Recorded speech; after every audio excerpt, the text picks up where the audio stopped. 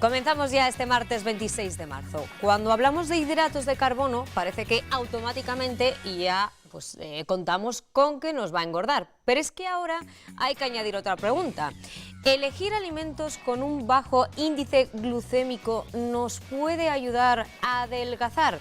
No sabemos si esto es así o no. Lo que está claro es que en las redes sociales lo que estamos viendo es muchísima gente, creadores de contenido, que lo que hacen es, medirse ese índice glucémico para saber si pueden seguir comiendo, si no, y así bajar de peso. Vamos a hablar con nuestra profesional, con la nutricionista, con Marina Melchor. ¿Qué tal? ¿Cómo estás? Muy buenas tardes. Sandra, pues muy bien, por aquí de vuelta.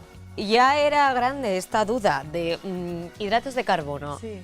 Engordo seguro, pero es que ahora hay que añadirle la otra. Sí, es algo nuevo, que yo vi la semana pasada y la verdad es que me quedé fascinada, y asustada en parte cuando lo vi, porque vi a creadores de contenido pues en redes sociales que se medían la glucosa en sangre como normalmente se lo suelen medir las personas con diabetes. Efectivamente, las personas diabéticas. Luego iremos viendo vídeos como, ahora llevan ese aparatito aquí. Eso que, es. oye, gracias al Señor, los que no tenemos esta enfermedad, Sí. ni sabemos cómo funciona, pero es que hay gente, creadores de contenido, que se lo están haciendo para bajar de peso. Sí, y le dan esa importancia al índice glucémico o a si te sube la insulina o la glucosa en sangre o te baja, un valor que pues muchas veces hay que restarle esa importancia y que no es tan necesario. Bueno, vamos a ir por partes porque vamos a empezar definiendo, hidratos de carbono. ¿Qué alimentos son?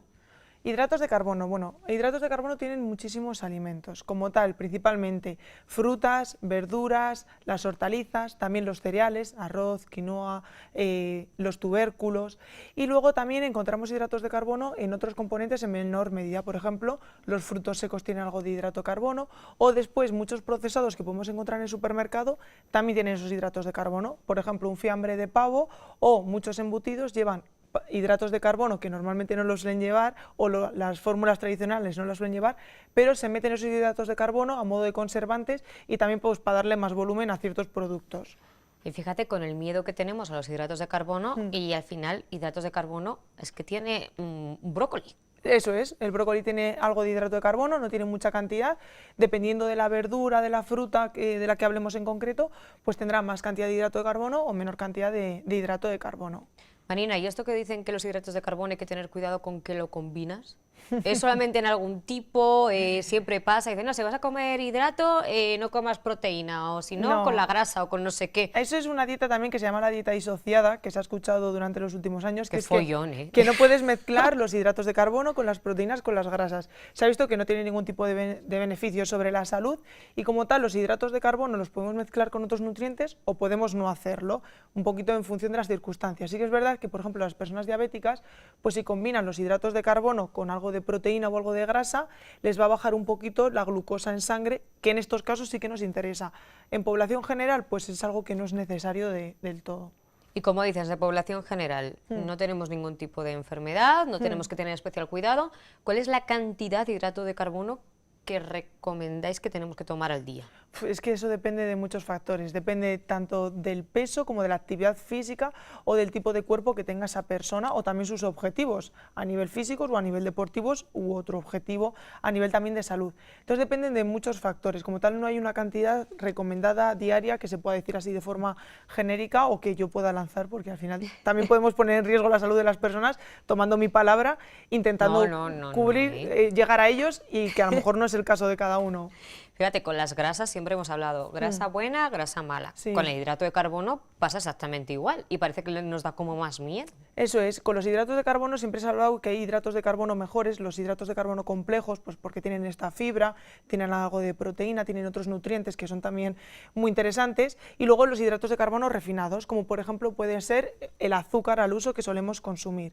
¿Qué es lo que pasa? Que ahora le han añadido uno mayor, que es el índice glucémico, que hay ciertos alimentos que tienen un índice glucémico elevado y que muchas veces se relaciona con que son de peor calidad nutricional que otros con un índice glucémico más bajito, cuando no tiene nada que ver. Claro, porque lo del índice glucémico es algo que siempre habíamos escuchado hablar de él, pero bueno, que interfería de alguna manera con las personas que tenían diabetes. Sí.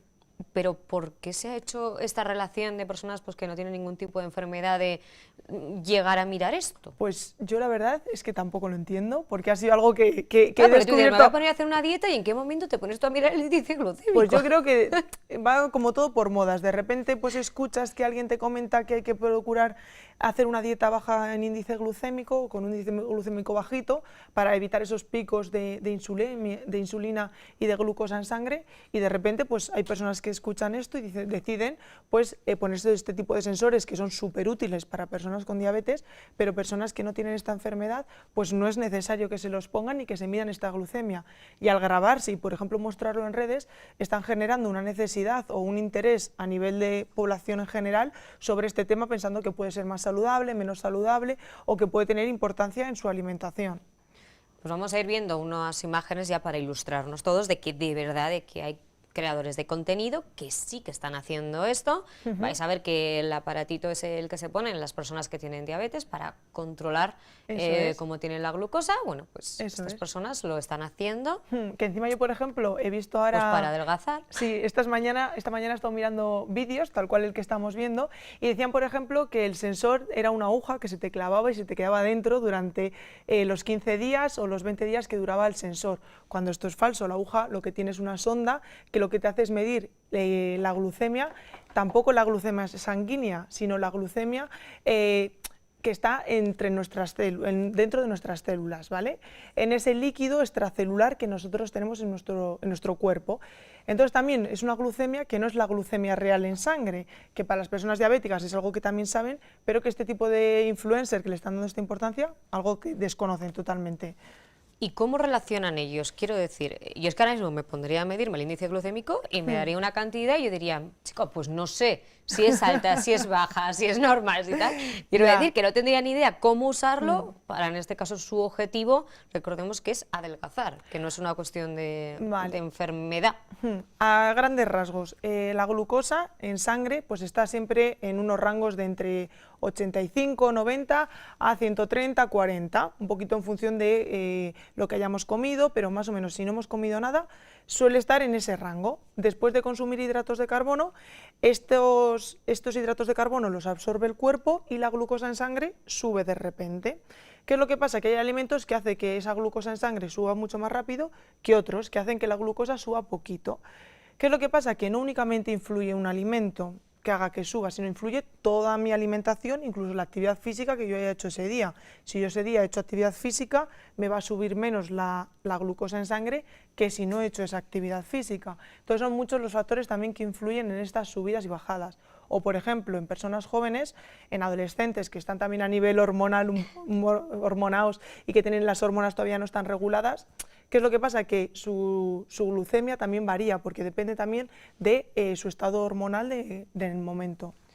Pero ¿y de verdad esto les llega a funcionar? Hay otras dietas que sí que hemos visto muy extremas, que bueno, pues se ve que hay una bajada de peso muy clara, pero ¿en esto de verdad consiguen controlar las calorías que ingieren, bajar de peso? Claro. Ahí, por ejemplo, es que no tiene nada que ver las calorías con el índice glucémico, no tiene nada que ver. Y luego, por otro lado, que yo con el índice glucémico, bueno, que el índice glucémico como tal tampoco sea relacionado con la prevención de sobrepeso, obesidad u otras patologías derivadas. Sí que es cierto que hay personas, o lo que sí que se relaciona con, por ejemplo, en un futuro tener diabetes, es tener la glucosa sanguínea muy elevada de forma continuada. Es decir, si yo durante todo el día estoy dándole a mi cuerpo hidratos de carbono de forma continuada y mi glucosa en sangre siempre está elevada, pues en un futuro tengo más papeletas de desarrollar esta enfermedad. Pero nuestro cuerpo está diseñado para que en el momento que yo ingiera hidratos de carbono, pues me suba la glucosa en sangre, que no pasa absolutamente nada, y luego, pues tal cual sube, pues vuelve a bajar, porque ahí está la función del páncreas y de la insulina, que hace que yo absorba toda esa glucosa que he ingerido y no pasa absolutamente nada. ¿Y qué peligros tiene? Peligros, yo como tal lo que veo es lo que pueda generar a nivel de población general, es decir, que yo lo esté viendo en casa, que vea que es algo que puede ser importante o necesario en mi rutina de alimentación o algo a lo que le tenga que dar importancia, y también pues me gaste el dinero en este tipo de productos que, por ejemplo, en España sí que es cierto que están financiados, subvencionados para las personas con diabetes, pero en otros países que no lo están, pues hay ciertas personas que a lo mejor no se pueden permitir tener acceso a ellos y luego hay otras personas que se lo están comprando simplemente pues para ver cómo le modifica esa glucemia en sangre por pura curiosidad, sin tener ningún tipo De verdad, son ganas de evidencia. llevarse un pinchazo a lo tonto, ¿eh? Sí, sí. Lo que pasa con este sensor Oli. es que las ventajas que tiene es que no duele, es decir, es un sensor que tú te lo colocas en el brazo y te vas pasando el móvil y te va midiendo la glucosa extracelular. En cambio, anteriormente lo que se hacía a los típicos diabéticos era pincharse, Sí. y eso sí que dolía, luego podía generar molestias en las yemas de los dedos o donde te pinchases. En cambio, esto como es tan cómodo, pues es algo que pues están animando a hacer estos influencers o estas personas dándoles esta Bueno, pues importancia. menos mal que tenemos aquí a nuestras nutricionistas de referencia, Nutriburgos, que nos dicen, chico, chica, que no vale para nada, Eso es. que no, que déjalo. Y el índice glucémico también es algo que se está dejando de utilizar, incluso en el ambiente de personas con diabetes, y se utiliza la carga glucémica, que no sé si lo habías escuchado. Ni ¿No? idea. Vale, la carga glucémica relaciona el índice glucémico, es decir, el índice, bueno, que no lo hemos explicado, lo que es el índice glucémico de un alimento.